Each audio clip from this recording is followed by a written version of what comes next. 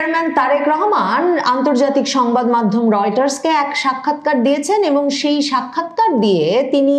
এই নির্বাচনকে সামনে রেখে সবচেয়ে আলোচিত প্রসঙ্গগুলোর একটি জাতীয় সরকার সম্পর্কে এক বিস্ফোরক মন্তব্য করেছেন। একে আমি বিস্ফোরকই বলবো, কারণ তিনি সরাসরি বলেছেন যে বিএনপি কোনো ঐকমত্যের সরকার, জাতীয় সরকার কিংবা কোনো ন্যাশনাল ইউনিটির সরকার গঠন করবে না। তারা একাই সরকার গঠন করবে, সে পরিমাণ ভোট তার দল পাবে, নিরঙ্কুশ সংখ্যাগরিষ্ঠতা তার দল অর্জন করবে বলে তিনি আত্মবিশ্বাসী। একে বিস্ফোরক বলতেই হবে, কারণ তারেক রহমান দেশে ফেরার 5-6 দিনের মধ্যে ডিসেম্বর মাসের শেষেই জামায়াতে ইসলামীর আমির ডাক্তার শফিকুর রহমান এই আন্তর্জাতিক সংবাদ মাধ্যম রয়টার্সকে এই সাক্ষাৎকার দিয়েছিলেন এই শিরোনামে যে যদি তারা নির্বাচিত হন বা নির্বাচনের পরে জামায়াতে ইসলামী একটা ঐকমত্যের সরকার গড়ে তুলতে চায়, ঐকমত্যের সরকারের পার্ট হতে চায়, কারণ তারা মনে করে যে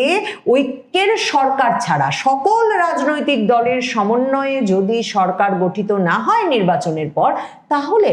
রাজনৈতিক স্থিতিশীলতা থাকবে না। তার মানে রাজনৈতিক স্থিতিশীলতা থাকতে কোনো সরকারকে ক্ষমতায় টিকে থাকতে হলে জামায়াতে ইসলামীকে যে তাদের সঙ্গে নিতে হবে, স্পষ্টত জামায়াতে ইসলামীর আমির ডাক্তার শফিকুর রহমান রয়টার্সের ওই সাক্ষাৎকারেই বলে দিয়েছিলেন। 31শে ডিসেম্বর সে সাক্ষাৎকারটি দিয়ে শিরোনামে আসবার পর বা এই জাতীয় সরকার আলোচনাটাকে সামনে আনবার পর এবং এটা এক রকমের স্পষ্ট করবার পর যে রাজনৈতিক পক্ষগুলো মানে বিএনপি, জামাত, এমনকি ইউনূস, এই পুরো পক্ষগুলো, এনসিপি তো বটেই, তারা সবাই মিলে একটা ভাগাভাগির সরকার গঠন করবেন এবং এখন যেমন এই ভাগাভাগির সরকারের মাধ্যমেই তারা এক রকমের স্থিতিশীলতা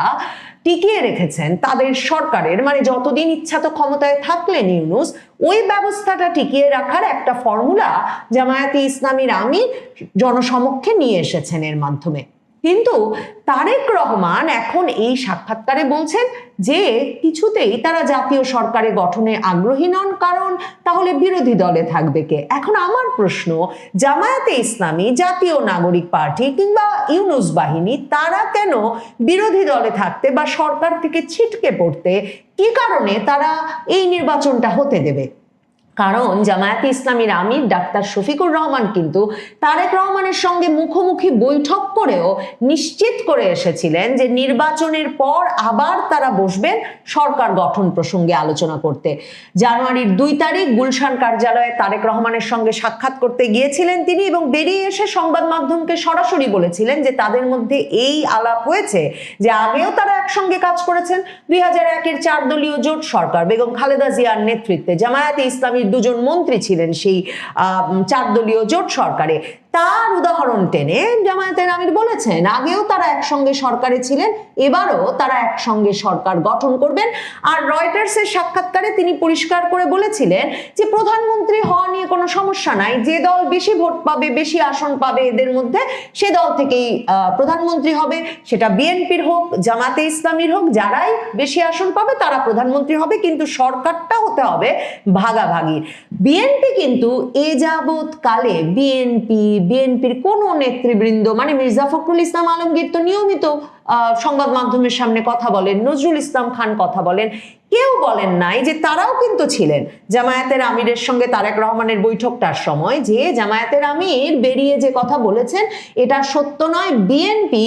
একক সংখ্যাগরিষ্ঠতার ভিত্তিতে একক সরকার গঠনে আগ্রহী। সে কথা যে তারা এতদিন না বলে নির্বাচনের আগে আগে বললেন, এর একটা যুক্তি হতে পারে তারেক রহমান বোঝেন তার পক্ষে এককভাবে সরকার গঠন করে জামায়াতে ইসলামীকে রাজপথে রেখে কিছুতেই 5 বছর কেন, মানে আওয়ামী লীগ আবার যখন রাজনীতিতে নাই, এমন একটা অস্থিতিশীল পরিবেশে 5 মাস থাকা সম্ভব কিনা সেটাই যে একটা সন্দেহের ব্যাপার, সেটা তারেক রহমান বোঝেন। কাজেই তারেক রহমান বোঝেন সব পক্ষকে ভাগ বুঝিয়ে দিয়েই হয়তো তাকে, যদি তিনি সর্বাধিক আসনপ্রাপ্ত দল হন, তাহলে তাকে ক্ষমতায় বসতে হবে। কাজেই সেটা বুঝেও যে রয়টার্সকে তিনি এমন একটা কথা বলে বসলেন, এর একমাত্র যুক্তি হতে পারে তারেক রহমান ওই যে আওয়ামী লীগের ভোট চান, তারেক রহমান বাংলাদেশের ওই জনগোষ্ঠীর ভোট চান যাদের ভেতরে এই কিছুদিনের বিভিন্ন জামায়াতের আমিরের মন্তব্য, সাক্ষাৎকারে, আল জাজিরার সাক্ষাৎকারে, মন্তব্যে, বক্তৃতায়, এক্স হ্যান্ডেলের পোস্টে এই ভয় ঢুকেছে যে জামায়াতের আমির বা জামায়াতে ইসলামী ক্ষমতায় আসলেই শরিয়া আইন চালু করবে এবং শরিয়া আইন চালু করলে মেয়েদের চাকরি বাকরি বন্ধ হয়ে যাবে, মেয়েদের পোশাক নির্ধারণ করে দেওয়া হবে। সেই অংশটির ভোটটা আপাতত ব্যালট বাক্সে আনতে এবং জামায়াতে ইসলামীর চেয়ে বেশি আসন পাওয়ার ব্যবস্থা করতে তিনি হয়তো এমন একটা কথা বলে থাকতে পারেন যে তারা জাতীয় সরকারে আগ্রহী নন, কারণ প্রধান প্রতিপক্ষ রাজনৈতিক দলকে যদি তিনি জাতীয় সরকারে নিয়ে নেন, তার সরকারে নিয়ে নেন, তাহলে বিরোধী দলের ভূমিকা পালন করবে কে? মানে বিরোধী দলের ভূমিকা কি সত্যি জামায়াতে ইসলামী কেন পালন করতে চাইবে? 2024-এর জুলাই আগস্ট আন্দোলনের নেতৃত্ব দিল জামায়াতে ইসলামী, ছাত্র শিবির, তারা কৌশল সরবরাহ করলো, লোকবল সরবরাহ করলো, তারা জুলাই আগস্ট আন্দোলনের সামনের মুখ নাহিদ ইসলাম, আক্তার হোসেন, আসিফ মাহমুদ সজীব ভুইয়া, নাসির উদ্দিন পাটোয়ারি, মাহফুজ আলম, এদেরকে বছরের পর বছর ধরে তৈরি করলো। আর সেই আন্দোলনের ফলে প্রবল প্রতাপশালী শেখ হাসিনা সরকারের পতন ঘটার পর যে রাস্তা খালি হলো, সেই খালি রাস্তায় তারেক রহমানের বিরুদ্ধে সকল মামলা মোকদ্দমা উঠে গেল, তার যত যাবজ্জীবন কারাদণ্ড, এই দণ্ড, সব দণ্ড এক ধারসে আদালতে উঠে গেল এবং তারপর একটা সময়ে তার অন্য যে সব বাধা ছিল, দেশি বিদেশি বাধা, সেসবও উঠে গেল। জামায়াতে ইসলামী কোনো আপত্তিও করলো না, তিনি দেশে ফিরতে পারলেন। তো জামায়াতে ইসলামী কি তাকে লন্ডন থেকে 17 বছরের নির্বাসন শেষে দেশে ফিরিয়ে এনেছে যাতে তিনি একা একা মসনাদে বসে একা একা সুখ সুবিধা ভোগ করতে পারেন আর জামায়াতে ইসলামী পড়ে থাকবে রাজপথে বিরোধী দলে? মানে এটা কি কোনো যুক্তিতে সম্ভব? আরেকটা ঘটনা হতে পারে, তারেক রহমান হিসাবটা বোঝেন, মানে পাবলিক বিশ্ববিদ্যালয়গুলোর ছাত্র সংসদ নির্বাচনের বিষয়টাকে তিনি যদি একটা জরিপ হিসাবে নেন, যেই পাবলিক বিশ্ববিদ্যালয়গুলোতে বাংলাদেশের সকল আর্থ সামাজিক অবস্থার তরুণ তরুণীরা সকল অঞ্চল থেকে এসে পড়ালেখা করেন, সেখানে যেভাবে বিএনপির ছাত্র দলের ভরাডুবি হয়েছে আর জামায়াতে ইসলামীর ছাত্র শিবির একক সংখ্যাগরিষ্ঠতা পেয়েছে, তারেক রহমান বোঝেন যে তিনি আসলে সরকার গঠন করতে পারবেন না। এটা আরেকটা যুক্তি হতে পারে তার এমন একটা মন্তব্য